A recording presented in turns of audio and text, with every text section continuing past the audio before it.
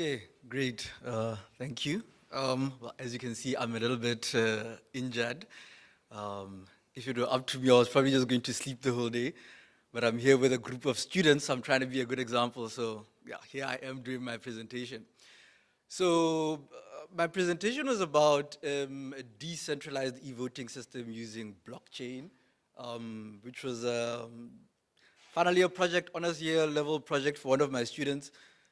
So what I like to do is if there's a research avenue I'd like to explore, I just put it to one of the honors level students. If there's any academics in here, that's a good hack so that you don't have to go through the process. The student can tell you already whether or not that's viable. And I think I can just start by saying with this process, with the student, why am I presenting it instead of him? He went out into industry to make a lot of money, so I'm here on his behalf. We already discovered that technically, I'll start by saying that technically it is possible, but the reality of e-voting, when we were doing all of our readings in terms of psychological acceptance of people, it's just not there. But yeah, technically we had a proof of concept. It worked reasonably well. The technology is maturing, but whether or not this could be a large-scale solution to voting problems, if you don't have a paper-based way to check whether or not what's happening with the votes, anybody who's thinking of going into that kind of research, perhaps you could be considering that avenue instead, having the paper-based approach and maybe counting using the electronic approach, etc. Yeah. So the problem, obviously, is the traditional paper-based voting requires people to physically be there. I hate having to stand in lines on voting day and having to fill in a piece of paper. Then we have to wait 2 or 3 days for the elections instead of getting it the first day. So e-voting would have the potential to get us more convenience, speed, cost saving, and improved voter participation. So originally we had looked with previous students about having a centralized approach which doesn't take away from having to stand in line. So this was about, okay, can a person be able to sit at home and vote rather than having to go to the actual venue? And that's where blockchain came in terms of us trying to see if we could do it from a decentralized approach. So that's what we were kind of looking at over there. So some of the concepts that are very important is the peer-to-peer network, which is rather more of a distributed network architecture where participants would share resources between the decentralized nodes rather than through the central server. That would help because you then don't have a single point of failure for things like denial of service attacks, etc. And the nodes are both the suppliers and distributors of information, and this adds robustness and shared resources, but the complexity, obviously, in terms of the implementation of this is increased as well, and you'd obviously be increasing the attack surface. So you do need to kind of consider a little bit more because you have to coordinate behavior across untrusted participants. So how do we have an environment that has a lot of untrusted participants, so how do we make sure that in this untrusted environment, we can have a trusted system, if you will? And that brings us to blockchain, which uses a version of this, which is the distributed ledger. And it enables a network of untrusted parties to reach a consensus on the state of the ledger of transactions. So instead of having a central authority being what decides what is authentic or not, you have the untrusted parties working together to get to that point using this peer-to-peer topology. And we're going to be using cryptography and incentive schemes on the distributed nodes to propose, validate, and add new transactions to the ledger. So obviously the transaction in our case is going to be the actual voting. And obviously, blockchain is used in cryptocurrency. So a lot of the times if you're reading the literature, it's normally discussed from the perspective of money and that kind of transactions. But where it's applied in different applications, they just replace transaction with whatever application they're trying to go in, right? And then the central authority would not be required in that case. There is obviously going to be a need for a central authority to do some aspects of it, as we'll see as we go ahead, some aspects of how do we get the whole process started and everything, whereas the distributed ledger itself, that would be what we implement this on. Okay, and that's what the blockchain typically looks like. So how you're going to be having the distributed ledger over there, where we have the previous block hash is what is connecting the different blocks within the blockchain. The Merkle root is what's telling us the integrity, that is protecting the integrity of this. And obviously the transaction over here is the user vote that is going to be coming in as well. So the general structure is the transaction is requested, a block that represents the transaction is created. Again, here I'll just keep stressing the transaction is here, in here is voting. The block is sent to every node in the network. The nodes validate the transaction, and then the nodes receive a reward for the proof of work. Within our particular case, this still happened, but it wasn't really much of a reward. It was just to complete the process. So it's not like somebody's getting money for voting or anything like that. It was just something that happens over there. And then the block is added to the existing blockchain, and then the transaction is complete. So that's kind of how we go around creating a transaction over here. Here are some of the design choices. So in the previous slide here, I just mentioned the proof of work here, but that forms under a group of algorithms called the consensus algorithms. And the proof of work is just one of them, which is popular in the cryptocurrency, but there's a lot of them out there. So that's what we chose, the proof of work, because it is established and it has been implemented quite a lot throughout. The digital signature algorithm was what we used to protect for authentication using SHA 256. We used the advanced encryption standard AES 256. We just used it because it was the strongest and most efficient available. So to protect the confidentiality. And then we used ECC instead of another public key crypto system, just for efficiency. I suppose technically we didn't need to use ECC, well, assuming we would have a reasonable amount of resources in terms of computing, but it always helps to choose the most efficient approach. So we went with ECC for the audit trail so that we can verify the votes after the fact.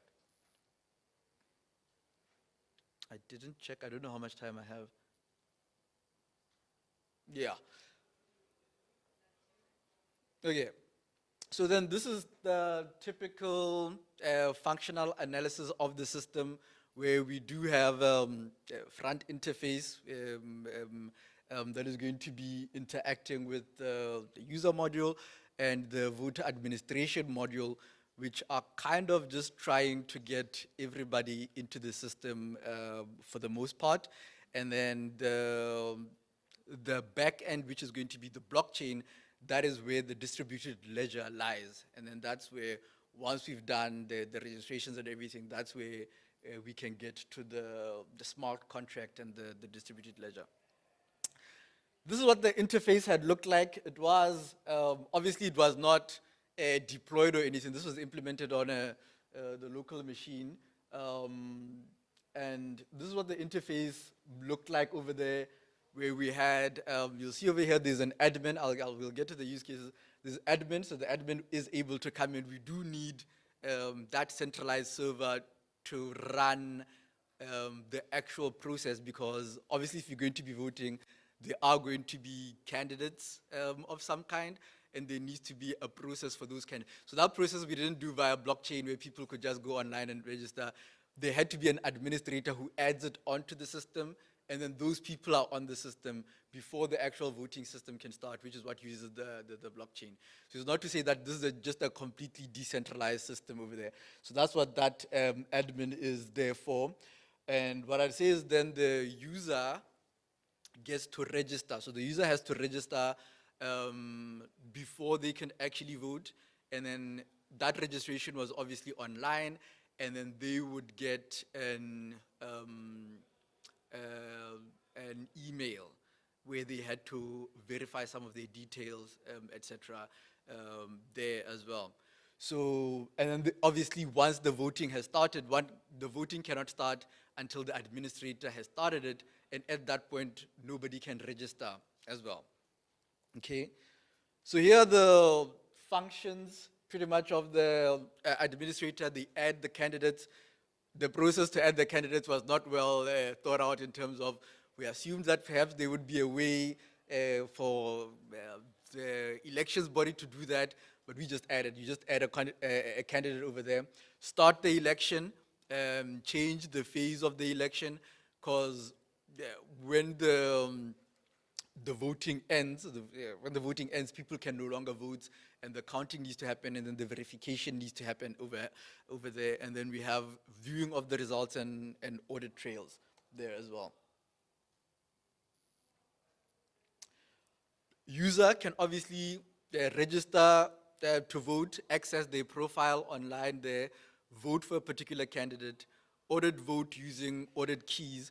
What this pretty much means is once a user has voted, they should be able to log into the system to make sure that they can check that their vote is actually in the system and has been counted. And that is checked on the actual distributed ledger. And then they view the results and, oh yeah, audit trail, that's what I just discussed over here. Okay, so typically, in terms of, this is why I say it kind of worked, it was able to do the basic functions we had set out at the beginning there, where the administrator was able to enter the candidates. It pretty much worked. So that's what this table is telling us over here, where you could add the candidates. There was really nothing that it couldn't do, the one-time purchase, the public key, yeah. So in terms of the functionality overall, it was able to do what we wanted over there.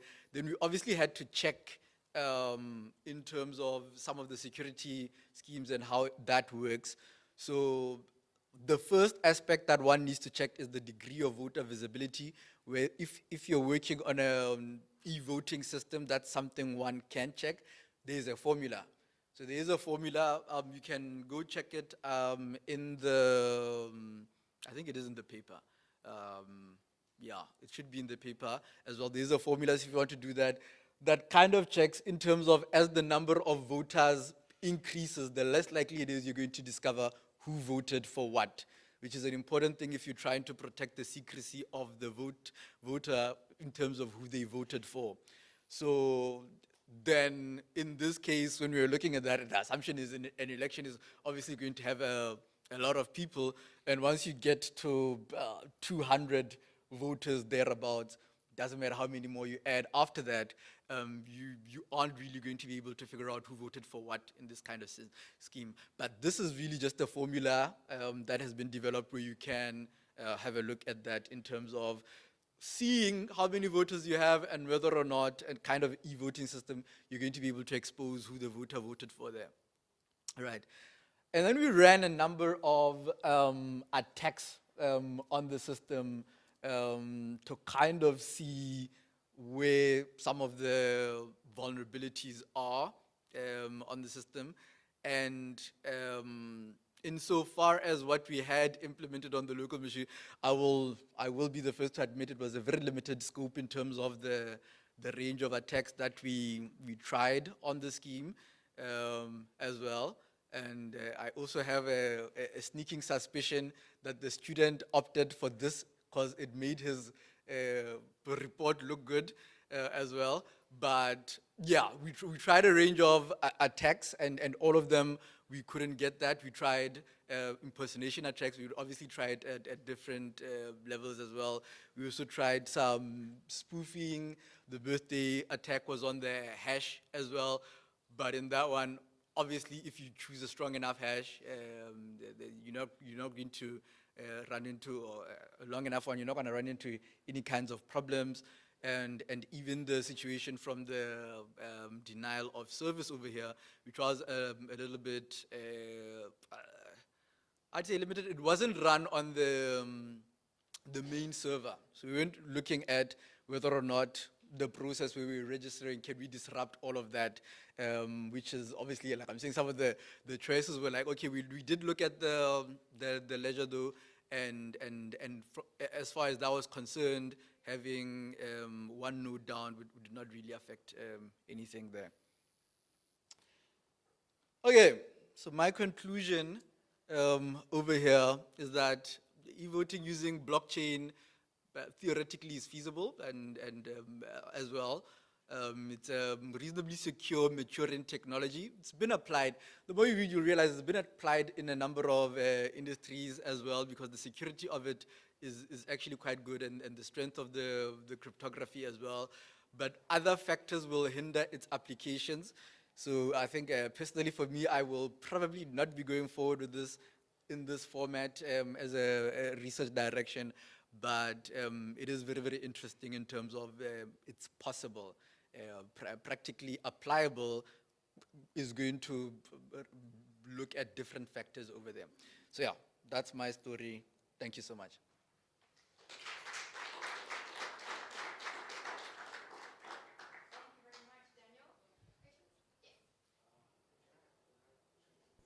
Hi, good presentation. My concern for this type of solution for South Africa, it's on the administrative side, especially looking into importing users to the system. I see a lot of risk modeling that needs to be taken uh, because we don't want to have ghost users, and we also don't want to there's a lot of issues in terms of socio-economic issues in South Africa. Some people don't have access to mobile phones that can receive an email and stuff like that. So on the user administrative side of things, I think they still need, like we still need to do a lot of work there if such system could be deployed in South Africa. Thanks. Okay, perfect. Okay, thank you. And then just, I think to respond to that, there is already a user administration process. So when we're going to go into the voting, the IEC already has a lot of mechanisms. So that we didn't consider that because we assume that process itself is already happening currently. You get to register to vote and you check online. All of that is already happening in the background. The only thing we were saying in this one is like, when you have that, it's being added in some way. We didn't consider it, but I do get you in terms of, from a South African perspective, that definitely would need to be looked into. And in terms of accessibility as well, you are right. And there are also people who are living in remote areas where internet is really not great as well. So for something like that, there would need to be some kind of a mobile. So that's where I once had a student a few years ago who looked at developing like small little, but that was a more centralized approach. We developed a little node that could go anywhere, and we were trying to consider in terms of how do we get it to the point. You pretty much have to migrate a bunch of technology to the remote area, but with current technology, you can do that at a reasonably cheap rate. Whether or not that's something people would buy into, I am not convinced, which is why I dropped that as a potential research project as well after the student completed that, so yeah.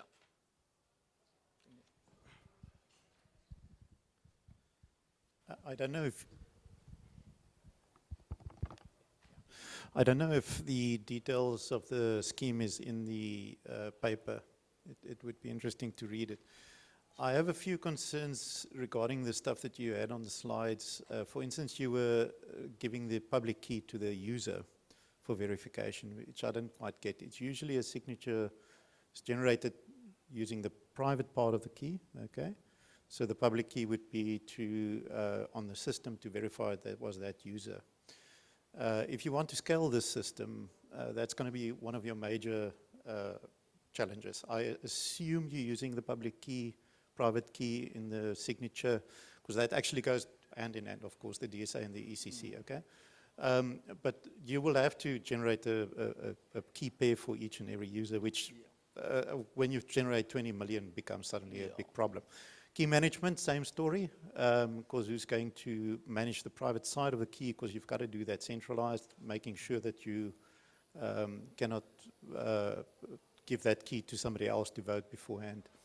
If you look at the rest of the scheme, it's essentially the same as what we've got in ISO as we use hashes actually, and I think that's where the value of this comes in.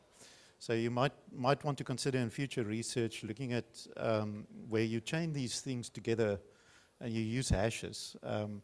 You actually cannot tamper with the evidence at a later stage. Okay, yeah. So if we were to collect all the, let's say, ballot information and hash them together, if you were to remove independent ballots from various boxes, which was already recorded in your system, you would immediately pick that up. Yeah. That would be proof. Of course, the downside is you can't detect which ones were removed, but you can at least detect which batches don't work correctly. Okay.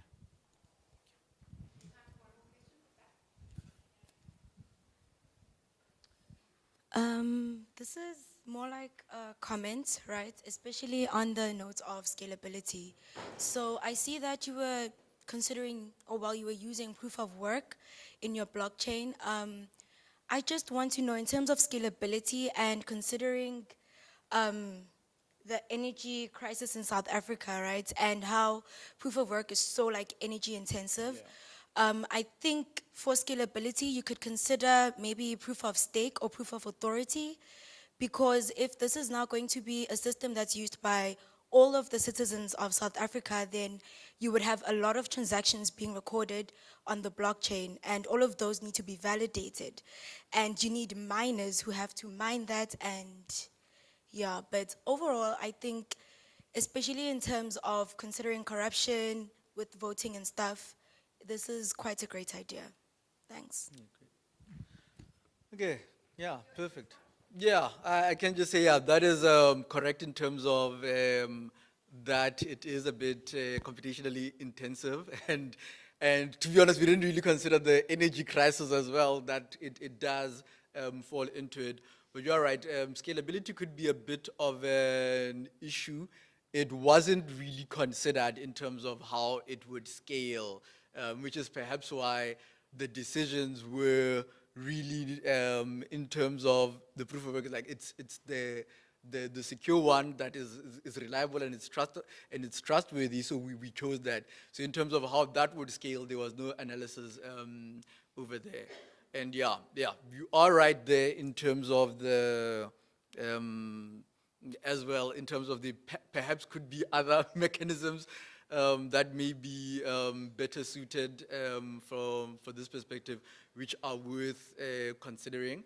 But yeah, like I'm saying, within the South African context, I would be very surprised if there's ever any kind of buy-in from a purely electronic system. So anybody who's going to be looking at that kind of work, I suppose it would be purely academic, because practically speaking, without the paper trail, nobody's ever going to trust the system psychologically. You can prove how secure it is to your heart's content.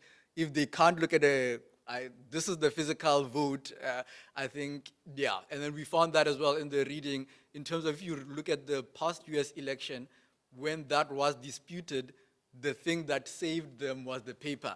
And then there's a cyber institute in America that looks at that.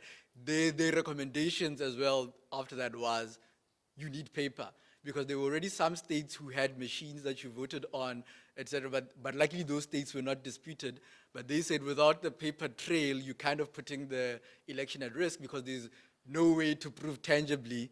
Because now when they said, people, it was rigged, people could just count. You count the votes, you bring in as many independent people as you want, and it's not the people in this room who have to stand up to the people and say, you can trust it, because people will not believe anything we say at that point. So, yeah, so I think anybody who wants to go fully electronic, it is purely academic. The chances of it being implemented are quite low, I think. But stranger things have happened, yeah, I think. Right, thanks so much, Daniel. All right, thank you.